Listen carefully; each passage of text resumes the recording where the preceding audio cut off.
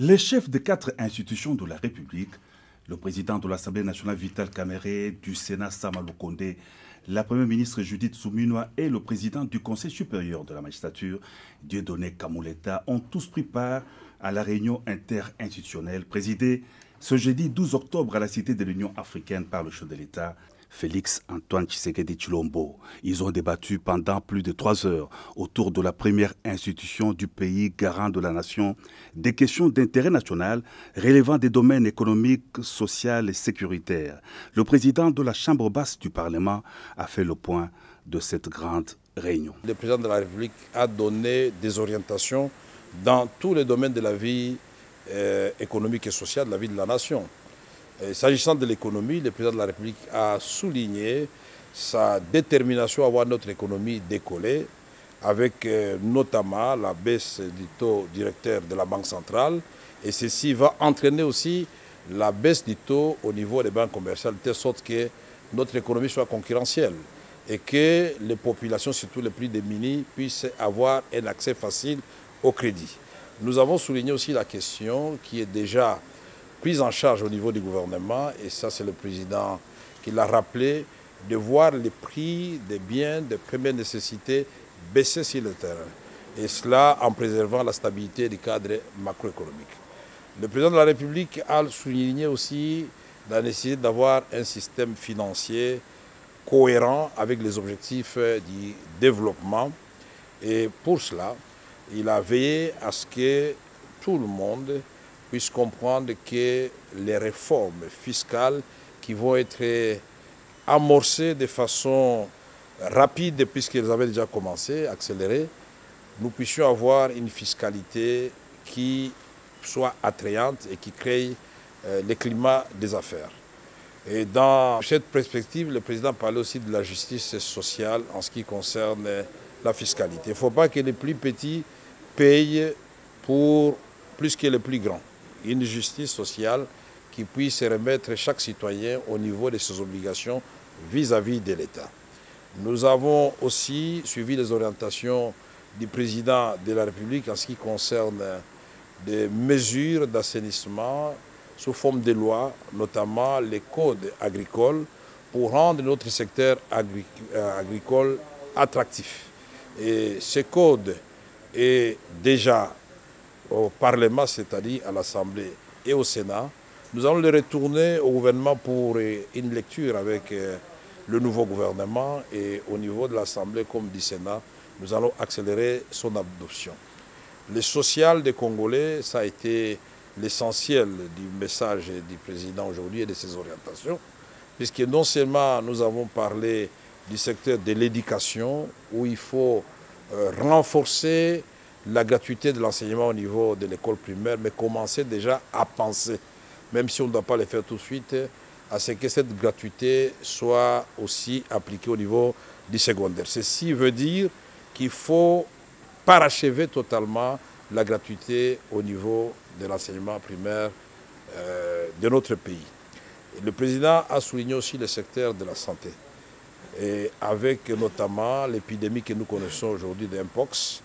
Il faut non seulement la campagne de vaccination, de sensibilisation, et concernant les autres épidémies présentes et à venir, il a parlé de la prévention, qui est le bon système de santé.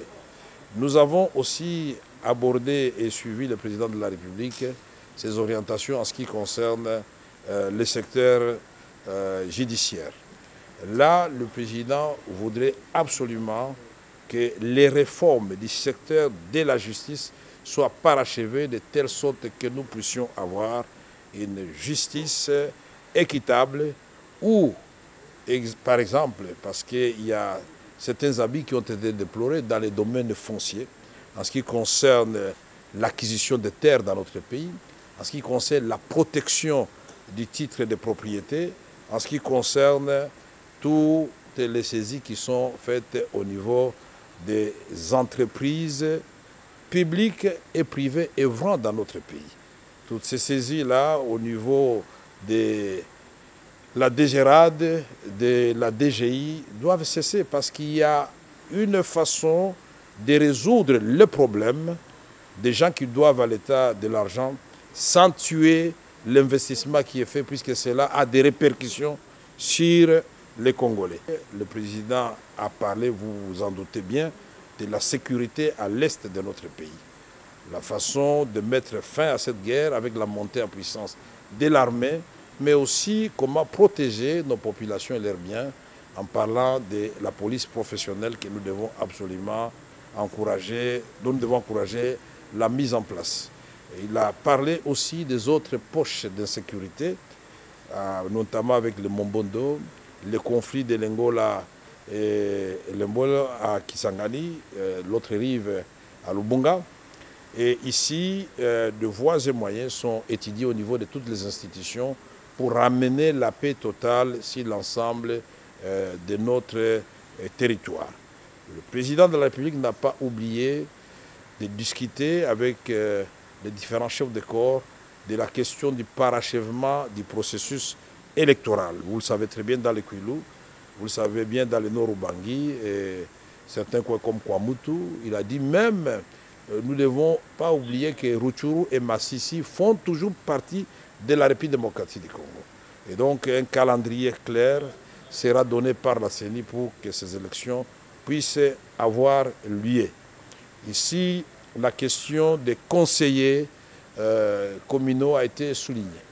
Et les instructions claires et les orientations nous ont été données par le président de la République pour voir comment ces conseillers communaux vont coexister d'abord avec les bourgmestres qui sont là et ensuite avec les bourgmestres qui eux-mêmes vont élire. Il s'est agi de la première réunion interinstitutionnelle présidée par le chef de l'État, conformément à l'article 69 de la Constitution reconnaissant au président de la République les prérogatives de veiller au fonctionnement harmonieux de toutes les institutions de la République. Les chefs de 4 institutions de la République, le président de l'Assemblée nationale Vital Kamerhe, du Sénat Sama Lukonde, la première ministre Judith Suminwa et le président du Conseil supérieur de la magistrature, Dieudonné Kamuleta, ont tous pris part à la réunion interinstitutionnelle présidée ce jeudi 12 octobre à la Cité de l'Union africaine par le chef de l'État, Félix Antoine Tshisekedi Tshilombo. Ils ont débattu pendant plus de 3 heures autour de la première institution du pays garant de la nation des questions d'intérêt national relevant des domaines économiques, sociaux et sécuritaires. Le président de la Chambre basse du Parlement a fait le point de cette grande réunion. Le président de la République a donné des orientations dans tous les domaines de la vie économique et sociale de la vie de la nation. S'agissant de l'économie, le président de la République a souligné sa détermination à voir notre économie décoller, avec notamment la baisse du taux directeur de la Banque centrale. Et ceci va entraîner aussi la baisse du taux au niveau des banques commerciales, de telle sorte que notre économie soit concurrentielle et que les populations, surtout les plus démunies, puissent avoir un accès facile au crédit. Nous avons souligné aussi la question qui est déjà prise en charge au niveau du gouvernement, et ça c'est le président qui l'a rappelé, de voir les prix des biens de première nécessité baisser sur le terrain. Et cela en préservant la stabilité du cadre macroéconomique. Le président de la République a souligné aussi la nécessité d'avoir un système financier cohérent avec les objectifs du développement. Et pour cela, il a veillé à ce que tout le monde puisse comprendre que les réformes fiscales qui vont être amorcées de façon rapide, puisqu'elles avaient déjà commencé, accélérées, nous puissions avoir une fiscalité qui soit attrayante et qui crée le climat des affaires. Et dans cette perspective, le président parlait aussi de la justice sociale en ce qui concerne la fiscalité. Il ne faut pas que les plus petits payent pour plus que les plus grands. Une justice sociale qui puisse remettre chaque citoyen au niveau de ses obligations vis-à-vis de l'État. Nous avons aussi suivi les orientations du président de la République en ce qui concerne des mesures d'assainissement sous forme de loi, notamment les codes agricoles, pour rendre notre secteur agricole attractif. Et ce code est déjà au Parlement, c'est-à-dire à l'Assemblée et au Sénat. Nous allons le retourner au gouvernement pour une lecture avec le nouveau gouvernement et au niveau de l'Assemblée comme du Sénat, nous allons accélérer son adoption. Le social des Congolais, ça a été l'essentiel du message du président aujourd'hui et de ses orientations, puisque non seulement nous avons parlé du secteur de l'éducation, où il faut renforcer la gratuité de l'enseignement au niveau de l'école primaire, mais commencer déjà à penser, même si on ne doit pas le faire tout de suite, à ce que cette gratuité soit aussi appliquée au niveau du secondaire. Ceci veut dire qu'il faut parachever totalement la gratuité au niveau de l'enseignement primaire de notre pays. Et le président a souligné aussi le secteur de la santé, et avec notamment l'épidémie que nous connaissons aujourd'hui d'Mpox. Il faut non seulement la campagne de vaccination, de sensibilisation, et concernant les autres épidémies présentes et à venir, il a parlé de la prévention, qui est le bon système de santé. Nous avons aussi abordé et suivi le président de la République ses orientations en ce qui concerne le secteur judiciaire. Là, le président voudrait absolument que les réformes du secteur de la justice soient parachevées de telle sorte que nous puissions avoir une justice équitable où, par exemple, parce qu'il y a certains abus qui ont été déplorés dans les domaines fonciers, en ce qui concerne l'acquisition de terres dans notre pays, en ce qui concerne la protection du titre de propriété, en ce qui concerne toutes les saisies qui sont faites au niveau des entreprises publiques et privées œuvrant dans notre pays. Toutes ces saisies-là, au niveau de la DGRAD, de la DGI, doivent cesser parce qu'il y a une façon de résoudre le problème des gens qui doivent à l'État de l'argent sans tuer l'investissement qui est fait, puisque cela a des répercussions sur les Congolais. Le président a parlé, vous vous en doutez bien, de la sécurité à l'est de notre pays. La façon de mettre fin à cette guerre avec la montée en puissance de l'armée, mais aussi comment protéger nos populations et leurs biens en parlant de la police professionnelle que nous devons absolument encourager, dont nous devons encourager la mise en place. Et il a parlé aussi des autres poches d'insécurité, notamment avec le Mombondo, le conflit de l'Angola et l'Angola à Kisangani, l'autre, comment protéger nos populations et leurs biens en parlant de la police professionnelle que nous devons absolument encourager, dont nous devons encourager la mise en place.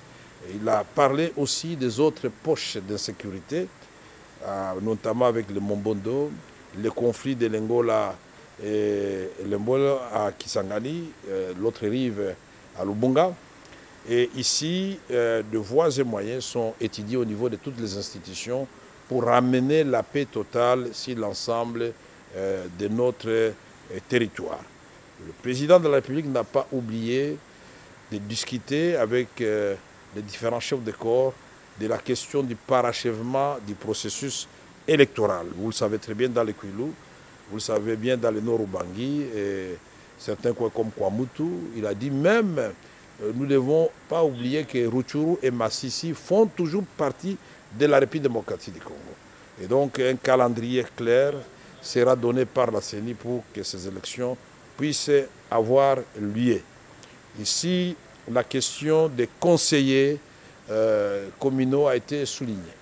Et des instructions claires et des orientations nous ont été données par le président de la République pour voir comment ces conseillers communaux vont coexister d'abord avec les bourgmestres qui sont là et ensuite avec les bourgmestres qui eux-mêmes vont élire.